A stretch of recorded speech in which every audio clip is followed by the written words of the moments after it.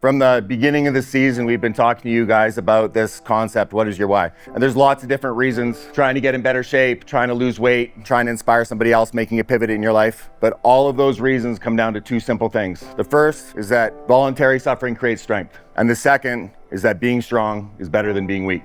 Now, when I say strong, I don't necessarily mean strong muscles and strong lungs. I mean strong mind and strong character. But regardless of what kind of strength that you're trying to create, it always comes down to the same path. You seek out adversity, you rise above it, you come out stronger on the other end. Now, every time I say being strong is better than being weak, I always provoke some people. There's this idea that the value of strength is somehow in opposition to kindness and compassion. That's just not true. If your kindness is not rooted in a place of strength, it's not real. It's not helpful. It's just a performance. If you want to be able to speak at a funeral when you're devastated, or be there for a friend when you don't have the means, or make a sacrificial act of any kind, you need to be able to be strong when you feel weak. And that's what we do here. That's what we do every day. Every time you train, you sacrifice your body. You sacrifice your comfort. You sacrifice your time. You sacrifice your ego. We're just practicing being strong when you feel weak so you can do it when you're called upon. And that's the whole thing. We're becoming stronger so we can be better people. Every fighter in every fight at every level is doing some version of that.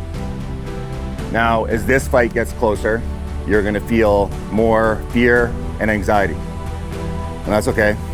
You should be scared. You should be nervous. Like you're about to get into a cage fight. If you weren't nervous, you'd be crazy. But what do we do with those feelings between now and then? The first thing is that there's gotta be some level of acceptance. If it makes sense that you should be nervous, then when you're scared, it doesn't mean that there's a problem. Anxiety is an adaptive response. It's your nerves that are gonna make you faster and make you stronger and make your reflexes sharper. And you're gonna need that when you're in the cage, but you don't need that now. So what do we do with it? There has to be some sort of mechanism where we can acknowledge those feelings, accept them, and then let them go. Now, obviously, that's easier said than done. We can't control what thoughts or feelings pop into our head, but we can all acknowledge that you have some agency over how you choose to let it affect you. When I had a fight coming up, I was always scared. And you don't want to be walking around living with this omnipresent dread living in the back of your mind.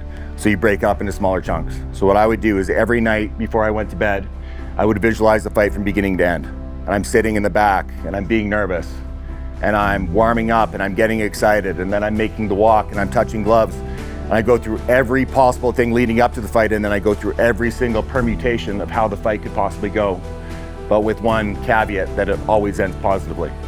And if you do that over and over and over again, by the time you get there, you're gonna feel like you've been there 100 times already and you're ready to perform. The most important strategy when it comes to nerves is something I hope you've embraced already, which is just being consistent. In my experience, the people that tend to win these fights aren't necessarily the people with the best athletic gifts or the people with the best skills. It's usually the people with the best attendance. Powerful daily habits create good outcomes. And I can promise you, when you're sitting in the back waiting to walk out to the cage, doubt is gonna try and creep its way into your mind. And if you know that you've checked every box and you haven't cut any corners and you've been at every session, it's way easier to be confident. Next week, we're kicking it up a notch. We got 7 weeks to work and then it's go time. You guys ready? Oh, yeah. All right, let's bring it in. Rise on 3. 1, 2, 3. Rise. Good job, guys.